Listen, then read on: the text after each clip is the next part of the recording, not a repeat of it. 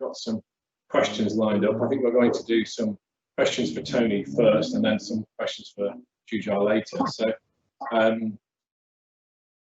do you see any similarities between the impact of the widespread use of digitalisation in computers that we saw in the second half of the 20th century?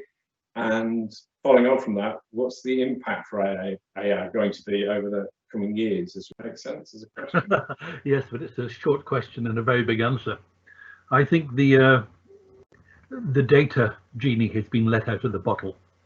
I think not only are there many more elements of data now which are being collected, which allow us to make decisions and anticipate the future and organize our lives and organize our personal supply chains and work supply chains. But beyond that, I think the potential exists for many more data collection points. We think in terms of smart cities, smart factories, smart cars. You know, we could become an entirely data connected environment. And that, of course, opens up a whole number of ethical issues as well. You know, for example, how much are we prepared to trade off our personal information for benefit? At the moment, we're thinking about, you know, do we share information as to who we've been in contact with in terms of the COVID-19? Well, of course, we might want to, because we can see a benefit for that. But if there wasn't any benefit, or no obvious benefit, how would we feel about that? But the data genie is well and truly out of the bottle, and we're just not going to be able to put it back. And that's why I firmly believe we all have a role to play in contributing to the discussion. Brilliant. Thanks, Tony. We do have another question from one of our attendees who's asking, could you expand a bit more on the gamification aspect of the future of work for us all? And there's another question here as well, backed onto that, around are universities going to be impacted by online learning and all the rest of it? Is that? Okay, two quite different, well, maybe they're different questions, I'm not sure. The whole issue of gamification. If you look at an executive nowadays, and you would think, well, how has he or she got to that position? And they've got there through maybe learning, or through formal education, or through experience, or any number of things. And of course, we go through an interview process, or they go through a formal interview process. Does their face fit? What sort of track record do they have?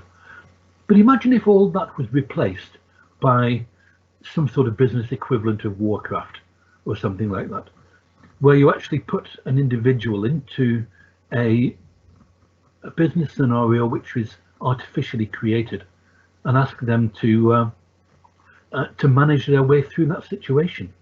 That could be a very interesting different angle.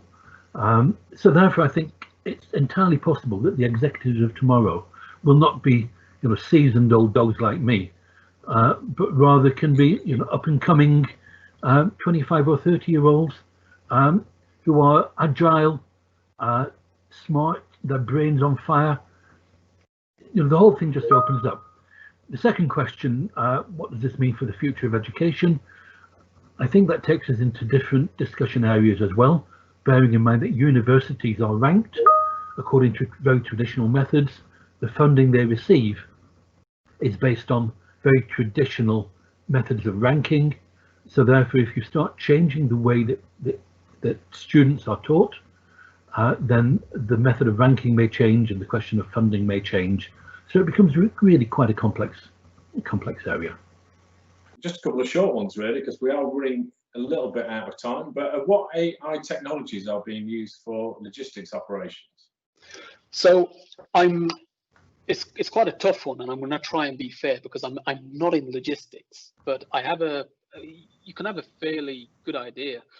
You know, industrial traffic data. If you think in the 80s and the 90s, you know, logistically you used to, you know, send your parcels, or, you know, you have supply chains sending parts around the globe.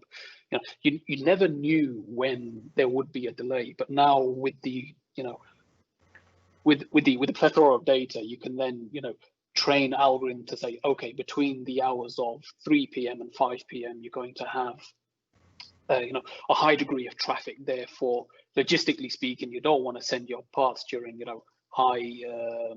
during high traffic demands. So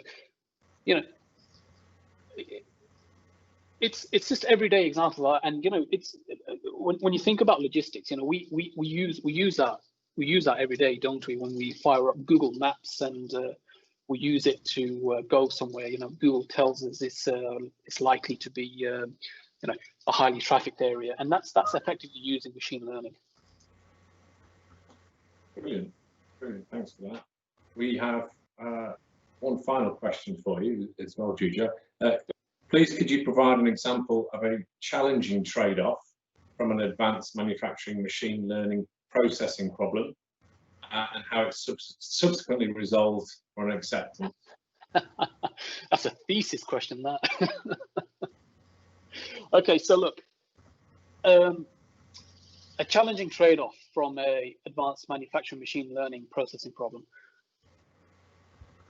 I'll talk from experience.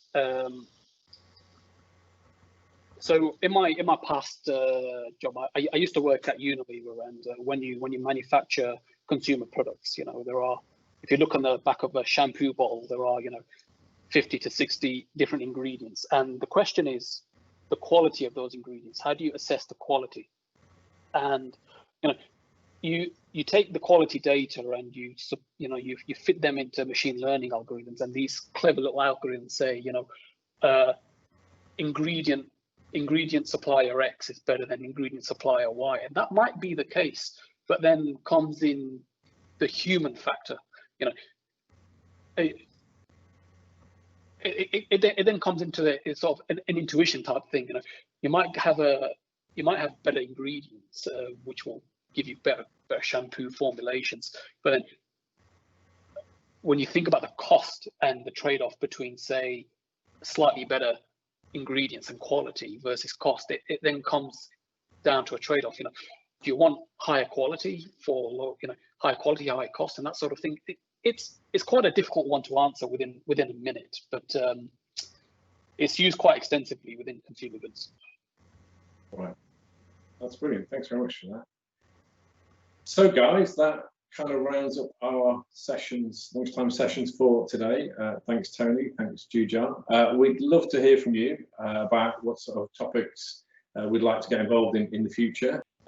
We've also got an exciting roadmap ahead of us over the next few months, and if you go to our AI Tech North page and look at our IX program events, you'll see that we've got our next session lined up on the 18th of June, which is AI for Business, and followed by AI in Health Tech on the 3rd of July. And as Jujar mentioned, we've got a new session, Lunch and Machine Learn, on the 10th of July, and they all start around lunchtime, of course.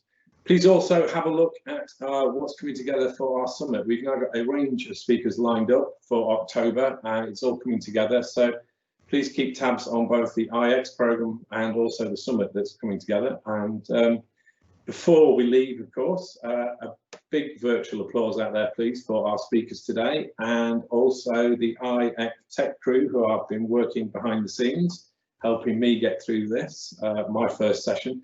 So thanks very much, guys. And to all the attendees out there, thanks very much for joining, and have a great weekend.